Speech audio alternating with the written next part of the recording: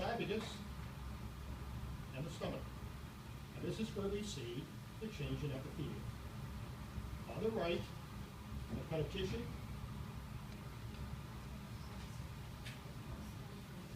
Non-keratinized stratified squamous, like we saw lining the tongue and oral cavity. Okay, one of the layers of flattened cells, again you can tell one of the layers are flattened again. And to the left, you can see we're going to another type of epithelium, and that is simple columnar. This is what we see in the stomach. Okay.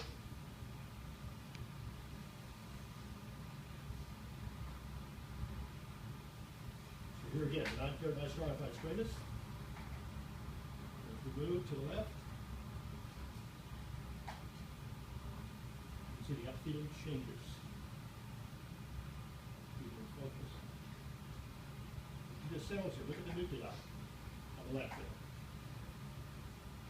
Long, thin nuclei contain long, thin cells. Columnar, only one layer, so it's simple columnar epithelium. So stomach, esophagus, that's the junction.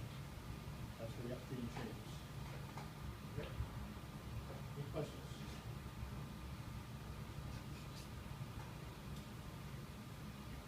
Okay, let's look at the stomach now.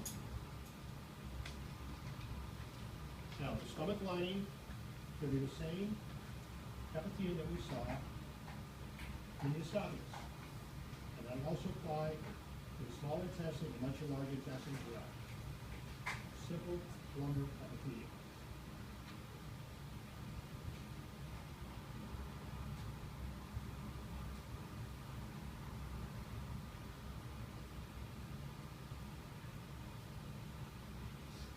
Now, the stomach mucosa is thrown into folds.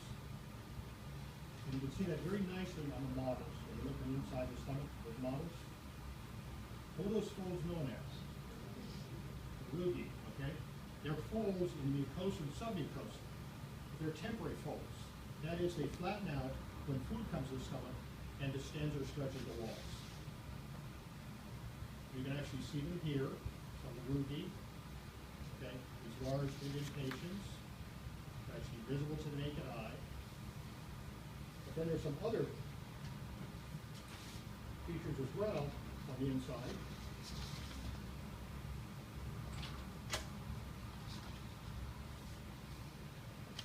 And you should be able to recognize those as well. So here again, you can see a couple of rugae here and here.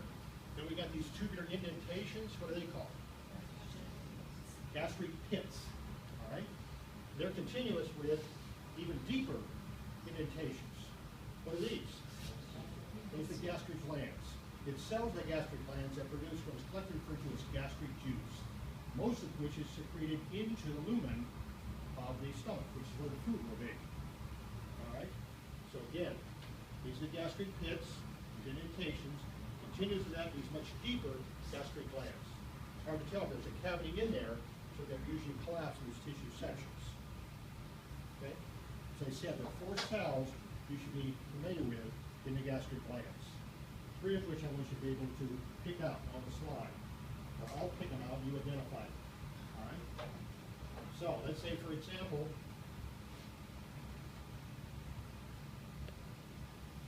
here again are your gastric pits.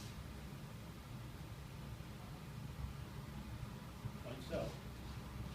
And then the gastric glands. If the pointer's up here, and it's at the top of the gastric gland where it joins the gastric pit, what type of cell do you deem over there? Mucous neck cells. It's the top of the gland, the neck region, if you will, produces mucus, and this produces a protective mucus to coat the stomach lining. Now, protect it. Remember the stomach, we got hydrochloric acid there, we got a protein digesting enzyme there as well. It's a very hostile environment. If you didn't protect the stomach lining, you would simply digest it in your stomach. All right, so there'd be mucous neck cells up here. Nothing distinctive about it, it's their position. They secrete a protected mucus to protect the stomach lining. And as we go down in the gastric gland, concentrated more toward the middle, you see another cell type.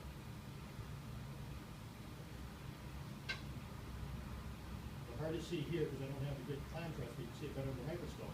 They did have a pink, kind of granular cytoplasm. I'm going to get a hint of it here. These cells in here. So I'm going to keep focus, kind of pinkish. In the cytoplasm, it's kind of granular. You can see it better in the microscope. What kind of cells are these? These are parietal cells, and you should know what they produce. Two major secretions. One is what? What's the one that works in the small intestine? What's it called? Intrinsic factor. Well, what's intrinsic factor do? Okay, it's used to absorb vitamin B12. Now, why is that so important? What's vitamin B12 used for? Maturation of red blood cells. You don't have vitamin B12, you can end up with abnormal red blood cells. You go to a condition known as pernicious anemia. We talked about that in relation to the blood. Okay? Without intrinsic factor, you don't have enough vitamin B12 absorption, you don't produce normal red blood cells. So if you lose the stomach or the cartilage is removed, or stomach stapling or banding, these operations to lose weight, you're going to have some serious side effects. Okay, so parietal cells. Intrinsic factor, what else they produce? Hydrochloric acid. And there are three things you should know. Function of hydrochloric acid. What are they? An obvious one is, of course, you're taking all sorts of microorganisms in your food. When you get rid of most of them, hydrochloric acid will kill most of them in the stomach. So a lot of them never escape the stomach. And the small intestine is a much friendlier environment as far as the microbes are concerned. That's why you have a lot of bacteria in your GI tract, especially in the intestines, but few in the stomach. So it kills microorganisms. That's one important function. What else? In regard to proteins, what does it do?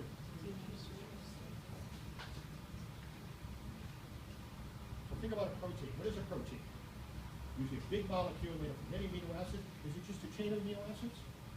No, it's a chain of particular three-dimensional shape or configuration. Alpha helix, like a coiled spring, made up in a sheet, and then often in a tertiary structure, it's twisted around like a pretzel. And if it's got two or more polypeptide chains, quaternary structure. So imagine trying to break that molecule down when it's all twisted around itself, these amino acids. How do you get a protein digestion enzyme in there? You first don't unravel the molecule. That's exactly what the hydrochloric acid does. It denatures the protein. So then you get your protein digestion enzyme in there and break the peptide bonds that hold those amino acids together. Okay. So it facilitates protein digestion. What actually does the protein digestion chemically? What's the enzyme? Pepsin. Okay? And pepsin then is not released as pepsin, it's released in an active form called what? Pepsinogen. It's converted by hydrochloric acid to pepsin, so it starts breaking down your protein. So protein digestion begins in the stomach. It's not completed there, but it starts there. Okay? What cells secrete the enzyme? That's the third type of cell. It's simply concentrated more toward the base of the gland. That's kind of a more violet cytoplasm.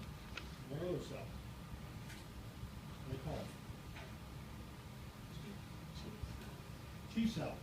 Okay? It'd be fancy to call them zymogenic cells. Okay? But it's a more violet type cytoplasm that's concentrated more toward the base. So these are chief zymogenic cells. They produce primarily pepsinogen. It's converted by hydrochloric acid to pepsin. So you digest your proteins in your stomach lumen as well as proteins in your cells. Okay. As I said before, you're going to see protein digesting enzyme released in inactive state or activated in the target area of the food use in the lumen of the GI tract. You're going to see the same thing in the small intestine. Most of the enzymes that work in the small intestine come from the pancreas. But again, they're released in an inactive state and activated in the lumen of the small intestine. Okay? Any questions on this? Fourth type of cell I expect you to pick up, and again, it's concentrated more toward the base. What is that type of cell? Fourth type. Enteroendocrine. And endocrine should tell you it produces what? Hormones. Remember you're studying glands, you have, most glands have a duct, those are exocrine, but those that have no ducts and release in the body fluids, especially the blood, are endocrine. Okay. And their secretions are hormones. And the major one is what? Gastrin. Okay? There's some other things too. So another hormone like gastrin is the important. What does gastrin do? There's your two functions. Stimulate secretion of gastric juice, secretion of parietal and chief cells, and what else? Okay, it stimulates what we call gastric motility, which is the muscle activity of the muscle and stomach wall, muscular system. That causes the churning action, which breaks up the food into smaller pieces and then moves the food from stomach into small intestine. Okay? Called stomach motility. So gastric stimulates release of gastric juice, and also gastric motility. If you're asked, should you be asked? The answer is no. Okay? So know these things and know their function. Okay? And in lecture, so you don't feel cheated, we're going to cover a lot more hormones and enzymes. Okay? But for lab, it's the ones we talk about here. So right now we've talked about one enzyme, actually two enzymes, one in the salivary gland secretions, which is amylase, I'm called salivary amylase because the pancreas also secretes amylase, and then pepsin in the stomach. When we talk about a hormone, gastrin. That's released in the blood, circulates back to the stomach, and stimulates the stomach. Okay. So this is mucosa again. And we go deeper. And at the end here, we got a band of smooth muscle.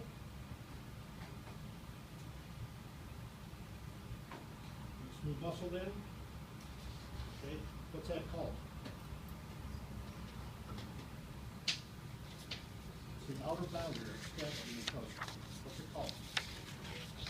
Muscularis mucosa. Distinguishing from muscularis or muscularis externa, the thick bands of smooth muscle, or external. Then down here, blood vessels, and so on. What's this? That region. Submucosa. Know these regions, okay? We went over that. The region of the GI tract wall. Now we're in the muscularis layer. And again, in most of the GI tract wall, you've got two bands of smooth muscle. And they run perpendicular to one another. The ear band adjacent to submucosa is arranged how? Circular. Runs around the circumference of the organ. So if I ask type of tissue, smooth muscle, arrangement, circular. Okay? The outer band is a different arrangement. You can see it here. Okay? If I was to come out of the plane of the screen, what's the arrangement of that? Longitudinal. It runs parallel to the longitudinal axis of the organ. So circular smooth muscle on the inside, longitudinal smooth muscle on the outside. Okay?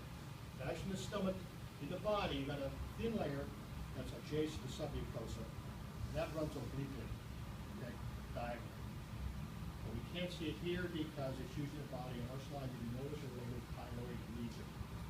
Okay, and that's what it's showing to you. I can't only know the body. It's usually where you see it. So if I give you a slide, I'll usually say two layers. All right, two layers, intercircular, outer longitudinal. Be advised. Okay. And on the very outside, okay, it's kind of dark line that you see here. What is that? Simple squamous with a loose connective tissue. What do you call that? Serosa. The serosa. And it's synonymous with the visceral peritoneum. Now you got a visceral layer covering the surface of the organ, a final layer of the peritoneum lining much the abdominal cavity wall. Again, this is the third serous membrane we've seen around the heart, the pericardia, around the lungs, the pleural, and here, the peritoneum. Okay? The exceptions are the organs that are retroperitoneal, which means they're behind the peritoneum. Those organs are still covered with serosa. That serosa is no longer visceral peritoneum. Okay? Any questions on this stuff?